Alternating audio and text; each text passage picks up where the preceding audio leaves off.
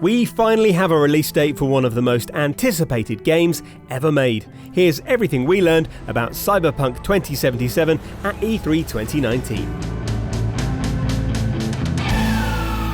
So Louise, Cyberpunk 2077, pretty much the most exciting game of the show last year. What was the vibe this year? Well, Matt, it's pretty much the most exciting game of the show again this year. You know, everyone has been clamouring for behind closed doors appointments, of which I had one. So I filed into a very dark, previously, you know, that went through a bar that was all neon lit and it was full of art, and then we filed into a theatre and we watched them actually play. I think it was about 30 minutes of Cyberpunk 2077, and it was the first time that I actually really felt like I know how Cyberpunk's going to play, because obviously we know that it takes place in Night City and there's neons and it's this grim dystopian body augmentation future, but I didn't actually know how it was going to work. You know, you think about these things and it's not like The Witcher, it's not third person. CD Projekt Red have created this first person world where we play as someone called V, who is exactly who you want them to be. So obviously it's based on the RPG. You can play as whoever you want to be. You can choose exactly how you'll look, you can choose your gender, you can choose how your face is going to look, you can choose everything. And it's not just about what you look like, you can actually choose your past as well. So you pick whether you were a street kid, or maybe you were a nomad, or maybe you were in corporate. You know, you pick your backstory. And what's really interesting about a backstory is the fact that it affects, while you will pick that at the start, it actually affects how you'll play the game all the way through, because you have obviously loads of dialogue choices throughout the game, and every time you have dialogue choices, it will show you every choice. So it will show you a choice that you would have had if you were a street kid, but it's just greyed out. So it's really interesting, the fact that you know what you could have said, but you know what you can say. So suddenly these are really in-depth, interesting conversations based on just a choice that you made about your style of character. So it's really pushing that RPG element from the get-go, and you're never going to forget that this is your story and your experience. And a really nice throwback as well to the sort of pen and paper past of the game, which a lot of people will really, really dig. That's awesome. So in terms of like what you actually saw, like I think obviously the demos that were doing the rounds at Gamescom, sort of the public have seen them now. Like tell us a little bit about the journey that you were taken on by CD Projekt. So what was quite interesting was this is really about this biochip that V has in their neck, which apparently grants immortality. Now, if it grants immortality, there's factions across this very split world that want their hands on that kind of technology. So what we were doing, we went through, we were speaking to one of these factions, we went fighting through this gang, so they were called the Animals, and they were all jacked up on what was called juice, which made them, they were really focused on body augmentation to make them super powered and fast, so they were darting about all over the place, so when you were trying to fight them, they were super fast. And they were fueled by this thing called juice, and actually one of the bosses in it, you were shooting a sort of deposit bit on her back, which was powering her to be sort of super powered. So it's this kind of scuzzy but beautiful sprawling world, full of people vying for power, really, and vying for all this technology is here, but there's obviously sort of serious amounts of poverty as well. So it's kind of all these gang members and factions sort of wrestling for sort of political hierarchical. It's kind of like The Wire, but with like body augmentation and no police. Like it's this really chaotic world that we were going through. We went through, we rode on a motorbike across and chose exactly what kind of sort of night synth to listen to while we were doing it. You know, nice. You can personalize all of it, but it was very much. It was a massive focus on story, but the decisions that you were making were whether you were helping this sort of faction head, and whether you were going to err on his side or whether you were going to sort of be a bit of a rebel.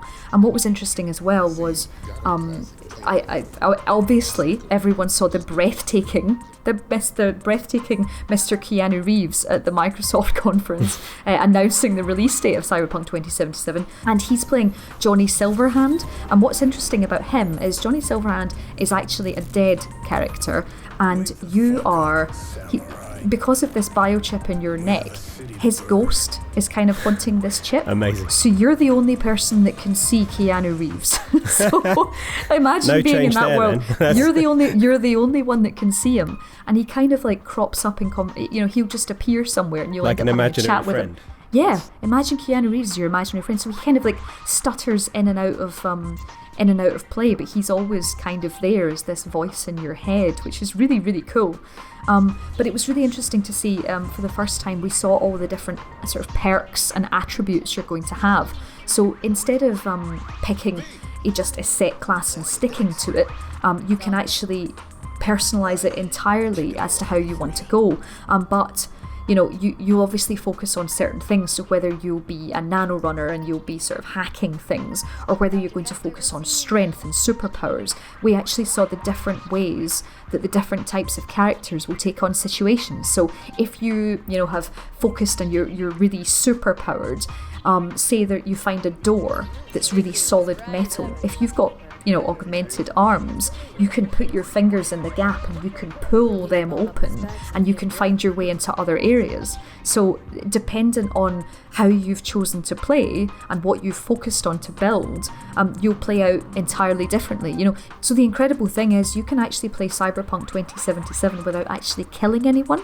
You can do takedowns, and you can like, I am sure you'll find ways to avoid killing things like bosses, but you're making sure whether you're sort of snapping necks or whether you're just knocking people out and sort of throwing them in bins. But you can definitely play it in whichever way you want to.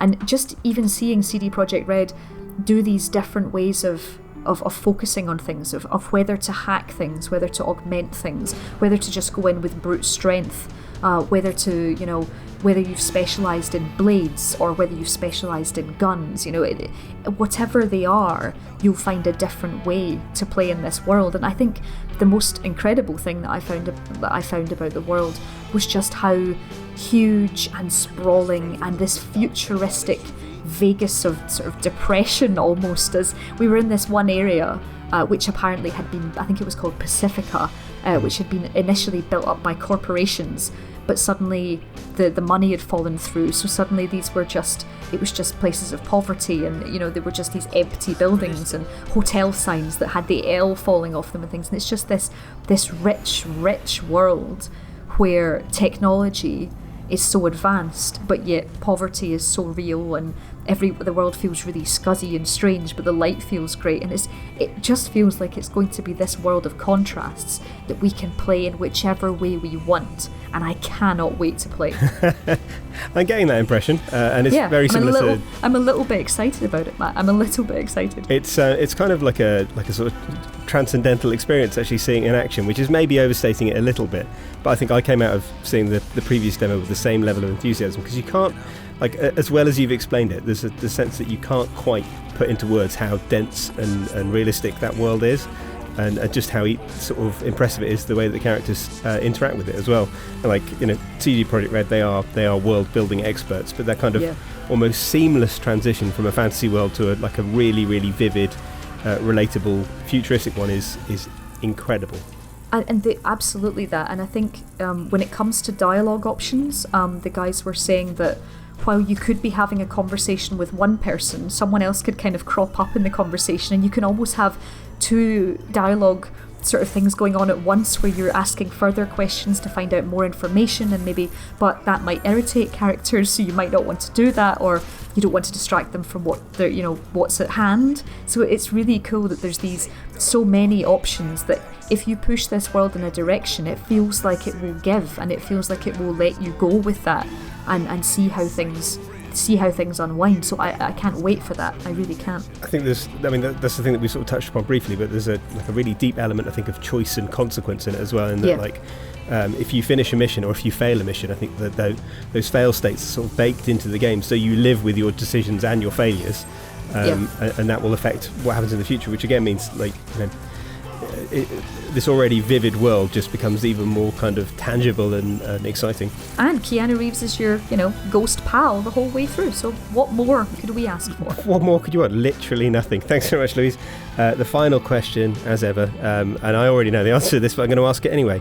Do we have any idea when this is coming out? It's coming out in April 2020, which does not seem that far away. And suddenly E3 has really made 2020 an exciting year. I can't wait to get this year out the way so that we can get to next year, Matt. Roll on 2020. Thanks very much, Louise. Bring it on. Let us know in the comments what about Cyberpunk 2077 excites you the most, or if you've got questions about what Louise saw. And as ever, remember to subscribe and hit that notification bell for all the latest features and analysis.